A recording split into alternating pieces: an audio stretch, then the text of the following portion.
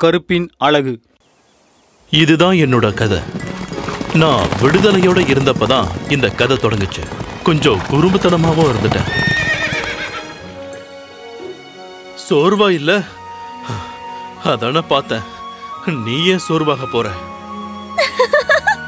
இல்ல, நான் நாள் முழுக்க இப்படிதான் இருப்பேன். மறுபடியும் தோக்க தயாரா? நான் யாருன்னு சொல்லுங்க பாப்போம். இன்னைக்கு வெற்றி பெற்றது நான் தான், எப்பவும் போல. இப்படியெல்லாம் படம் காட்டிக்கிட்டு இருக்கிறது நான் தான். ஏன்னா என்ன பாத்துக்கிறதுக்கு எப்பவுமே ஆள் இருந்தாங்க. ஹனி, விக்டரி லேப்கான நேரம் இது. அது வேற யாரும் இல்ல, என்னோட அம்மா தான், டச்சஸ். அம்மா, நீங்க பாத்தீங்களா? நான் பறந்து வந்தேன். நீ எப்போயுமே என்னோட ஸ்டார் தான். ஆனா ஞாபகம் இருக்கட்டும், உண்மையான வெற்றியாளர்கள் எப்பவும் அடக்கமாவோ அன்பாவோ இருப்பாங்க. அடக்கமாவா? அப்படின்னா அமைதியா ஜெயிக்கணுமா? அதேதான். எப்பவும் கடுமையா உழைக்கணும், நேர்மையா இருக்கணும். கிக்ஸ் எல்லாம் ரேஸ்க்கு தான் பயன்படுத்தணும், விளையாட்டுக்கு இல்ல. அவங்க சொல்லி கொடுத்த நல்ல விஷயங்கள் தான் எனக்கு உதவுச்சு. நான் ஜெயிக்க அவங்க தான் காரணம். அந்த வார்த்தைகளை பொக்கிஷம் மாதிரி நான் என் கூடவே வச்சுக்கிட்டு இருப்பேன். சரி மிஸ்டர் சாம்பியன், சீக்கிரமா யோசி. அடுத்த ரேஸ்க்கு கண்ணை கட்டிக்கிட்டு ஓடணும். கண்ணை கட்டணுமா? தூக்கம் வருதுன்னு சொல்லிட்டு போக வேண்டியது தானே? க்ளோத்வுட்ல நான் ஜாலியா இருந்தேன் தெரியுமா? விவசாயி கிரேவோட தான் நாங்க அங்க வாழ்ந்துகிட்டு இருந்தோம். ரொம்ப அன்பாவும் பணிவாவும் எங்களை அவரு பாத்துப்பாரு. ஒவ்வொரு சூரிய உதயத்திலையும் புது புது விளையாட்டுகள் கிடைக்கும். சூரியன் மறையும் போது புது புது கதைகள் கிடைக்கும். ஒரு நாள் அவர் என்கிட்ட வந்தாரு. இங்க பாருப்பா, இன்னையிலிருந்து நாம பாடங்களை எல்லாம் கத்துக்க போறோம், சரியா? பாடங்கள்னா என்னன்னு நான் யோசிச்சேன். பிரபலமாகிறது, கடிவாளங்கள்லாம் கட்டுவாங்களே, அது மத்த விஷயங்கள்னு நினைச்சிட்டேன். ஆனா ஒண்ணு சொல்லட்டுமா, இதெல்லாம் போட்டுக்கிட்டு என்னால இருக்க முடியல. கமான், உன்னால முடியும். மறுபடியும் முயற்சி பண்ணலான்னு நினைக்கிறேன், வா. ரொம்ப கொடுமையா இருந்தது. என்னோட வாயை கட்டி போட்ட மாதிரி இருந்தது.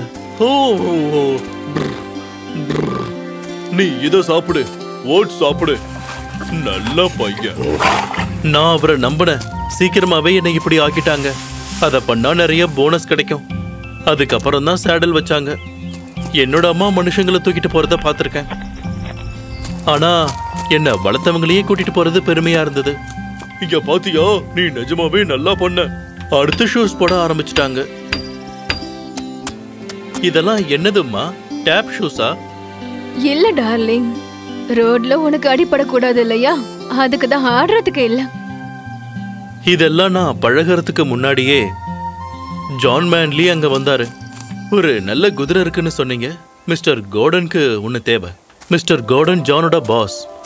ஒரு பெரிய மாளிகையில வாழ்ந்து வந்தாரு. எங்க?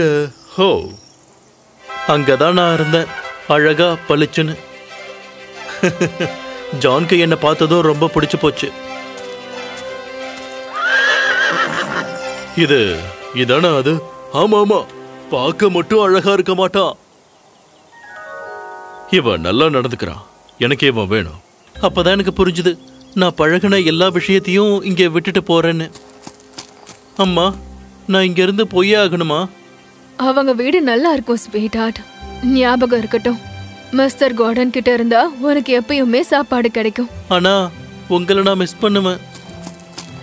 நான் சொன்னதை ஞாபகம் வச்சுக்கோ. கடுமையா உழைக்கணும், சரியா? எனக்கு உன்னை எப்பவும் பிடிக்கும்.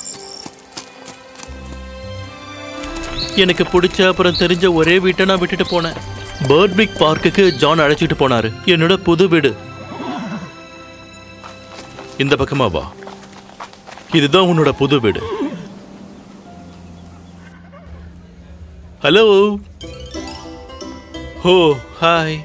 அங்க ஒரு குட்டி போனி இருந்தது. பார்க்கறதுக்கு அது பட்டு மாதிரி இருந்தது, ஒயிட் கோட்டோட. நான் தான் மெரிலெக்ஸ். உன்னோட பேரு? நான் எனக்கே தெரியாது. சரி, கவலைப்படாத, சீக்கிரமாவே உனக்கு ஒரு பேரு வந்துடும். உன் பேரை விட நல்ல பேரை வச்சு நல்லாதான் இருக்கும். என்னுடைய பழைய ஸ்டால். பேசினவங்கள அவரு ரொம்ப உத்து பார்த்தாரு. இங்க பாரு, நீ ஒழுங்கா இருந்திருந்தா உன்னோட ஸ்டால் உன் கூட தான் இருந்திருக்கும், தெரியுமா? முதல்ல நிறுத்து, அப்புறம் உன்ன அடிக்க ஆரம்பிச்சிருவேன். ஏன் அவ இப்படி பேசிக்கிட்டு இருக்கா? அவளை யாருமே பணிவா வளர்க்கல. அவ ரொம்ப கஷ்டப்பட்டு தான் இங்க வந்திருக்கா. அப்பதான் எனக்கு புரிஞ்சது, எல்லா மனுஷங்களும் பணிவா இருக்க மாட்டாங்க. அன்னைக்கு மிஸ்டர் கார்டன், என்னோட புது மாஸ்டர், அங்க வந்தாரு. இவன் ரொம்ப அழகா இருக்கான். இவனுக்கு என்ன பேர் வைக்கலாம்னு யோசிக்கிறேன் சார். நீ வேணும்னா கருப்பழகன்னு வச்சிர. நல்லா இருக்கே. அதே மாதிரி எனக்கு அவங்க வச்ச பேரு தான் கருப்பு அழகன். சீக்கிரமாவே ஜிஞ்சர் கூட சேர்ந்து என்ன வேலை செய்ய சொன்னாங்க. ஆனா அவ கோபக்காரியோன்னு பயமா இருந்தது. அவ பார்க்க தான் அப்படி இருக்கு, ஆனா ரொம்ப நல்லவ. நம்ம ஒன்னா நல்லா வேலை பண்றோம்ல.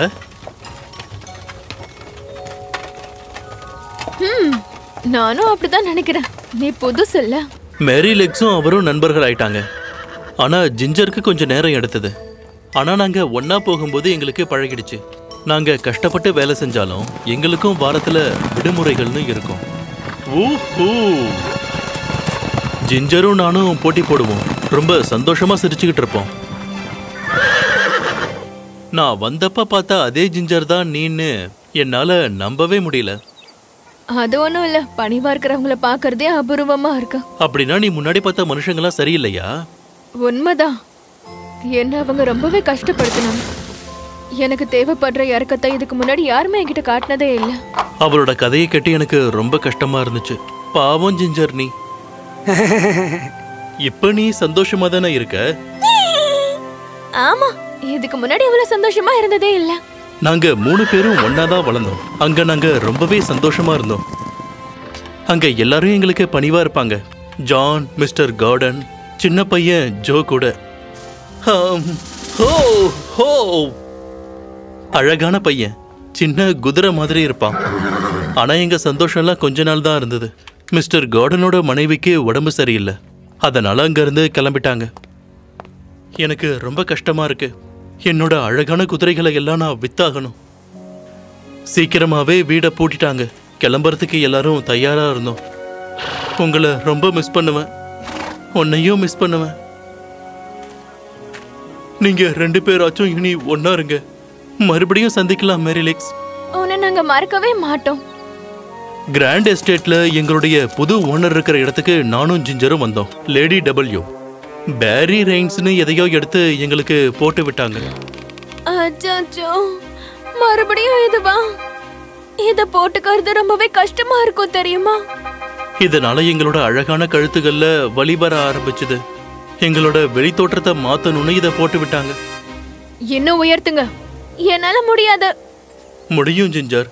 ஏதாவது போட்டோக்கு போட்டிருப்பாங்க. இன்னும் மேல. எனக்கு வலிக்குது. நிஜமாவே இது வலிக்கும் தான். இன்னும் உயர்த்துங்க. அங்க அதுக்கப்புறம் என்ன நடந்ததுன்னா, ஜிஞ்சர் வலி தாங்க முடியாம எட்டி உதைக்க ஆரம்பிச்சிட்டா. பிரச்சனை பண்றா. இவளை வச்சு வேற வேலை வாங்க வேண்டியதுதான். ஜிஞ்சர்,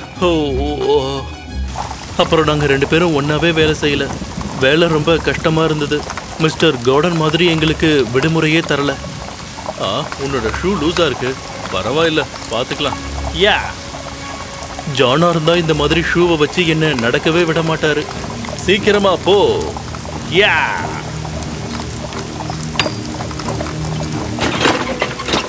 உதவாக்கற.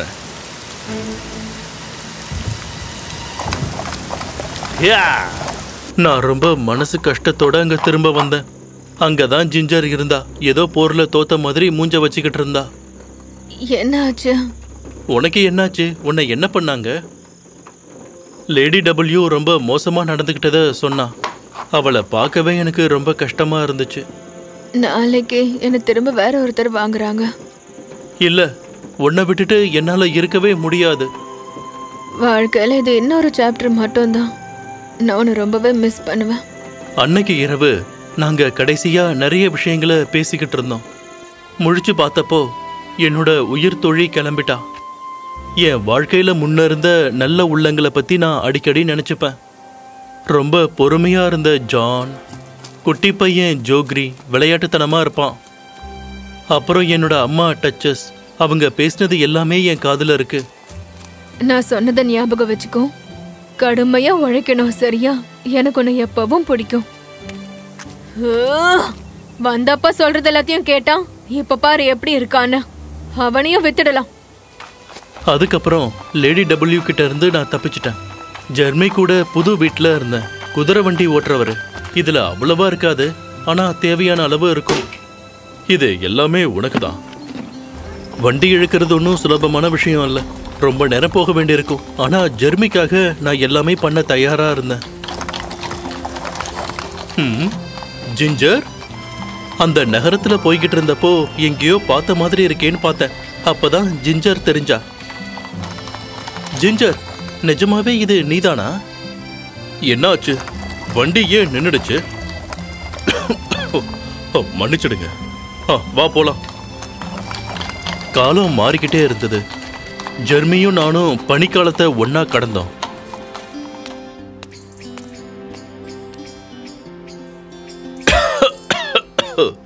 குளிர் ரொம்ப அதிகமாயிடுச்சு.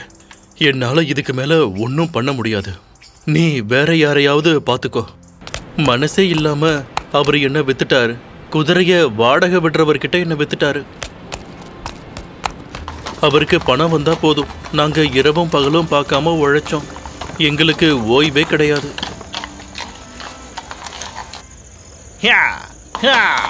வேகமா போ. என்னதான் முடிஞ்ச அளவு எனக்கு தெரிஞ்சதை நான் பண்ணிக்கிட்டு இருந்தாலும் என்னோட அம்மா எனக்கு சொல்லி கொடுத்தது எனக்கு ஞாபகம் வந்துகிட்டே இருக்கும். என்னன்னா, கஷ்டப்பட்டு உழைச்சிக்கிட்டே இருக்கணும்.